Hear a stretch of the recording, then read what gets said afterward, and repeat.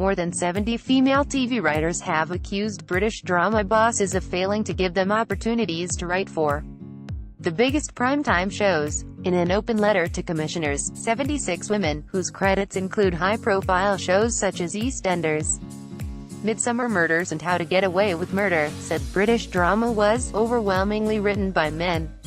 The signatories, including Sally Abbott, who created The Coroner, the writer and actress Sarah Solomani and the BAFTA-nominated writer Lisa Holdsworth, said hardworking female writers remain an untapped resource in the UK.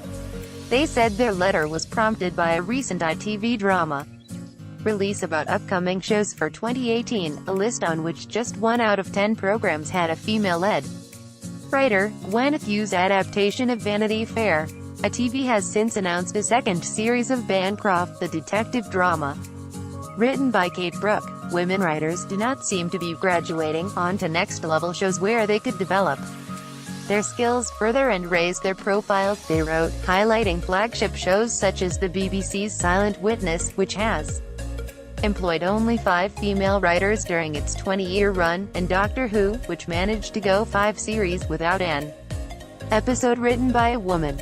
The writers emphasized the success of programs written by women, including Call the Midwife, which averaged more than 10 million viewers per episode of its first series, as well as Happy Valley and Last Tango. In Halifax, we know that there are plenty of female-led projects on your development slates. And yet, very few of these shows are making it into production, they said, adding that while it was encouraging that many of the new ITV dramas were led by female characters, women would be better qualified to tell our own stories. The BAFTA and International Emmy Award-winning writer Helen Blakeman told The Guardian she was motivated to sign the letter by a sequence of bad experiences of her own. Whilst I'm lucky enough to write on the female-centric, female-led and hugely successful Call the Midwife, other projects have been recently rejected by main broadcasters for not being Boise enough, no high-octane car chases, or high-concept construct, she said. But this isn't just about the content. It's also about the attitude. I've been passed over on high-profile jobs in favor of men who appear to tack the talk of my project is brilliant, do it my way, over the more considered female pitch of I believe in this project, I'd like to talk further about it. Unfortunately, it seems some commissioners and execs read bluster for talent.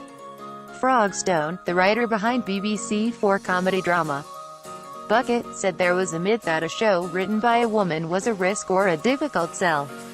It isn't. Audiences know that, writers and actors do too, yet commissioners and executives keep acting as if that myth is true. It's not, and time has to be up on that, she said. It's lazy, outdated thinking, probably linked to a broader social issue of how male narratives and perspective are seen as both excitingly individual and universal, but female narratives and perspectives are seen as niche. Tracy Brabin, the Labour MP for Batley and Spen and a former writer, said the TV industry had an obligation to ensure that female writers were given greater opportunities. Having been a writer for 15 years, I saw firsthand just how much talent there is in writing rooms. I also saw the repeated disappointment when TV channels announced their new schedule and seemingly every time few women would get a break with their own shows, she said. The industry has an obligation to ensure that women writers get opportunities on the big shows and to create their own material. Roanne Bardsley, a writer for Hollyoaks, said it was hard not to be disheartened by the statistics. There are so many brilliant TV drama writers in the UK. The chances of getting onto the writing team of a big, post-watershed drama, or of creating your own original series, are already very slim, but to know that my chances are significantly worse just because of my gender is really frustrating. And it's important to say that BAME writers face an even bigger challenge. The Writers Guild of Great Britain has been monitoring the gender of writers in primetime TV slots for some time, and has commissioned research into the underrepresentation of women in film and TV, to be published in May. The union's General Secretary, Ellie Pears, said figures showed that women were writing around 1/3 of primetime TV shows.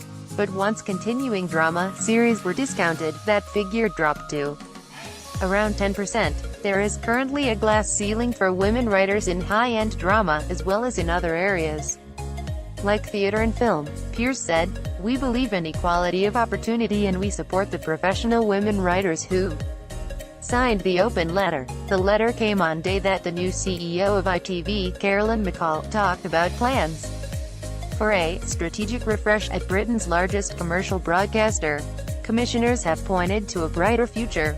ITV's head of drama, Polly Hill, told Broadcast that 4 new dramas written by women would be revealed soon, and BBC One's drama head, Piers Winker, said women had written more than 40% of the drama he had ordered since he took the role a year ago. Topics: television industry, television drama, creative writing, women, feminism. Share on Facebook, share on Twitter, share via email, share on LinkedIn, share on Pinterest, share on Google, share on WhatsApp, share on Messenger. Reuse this content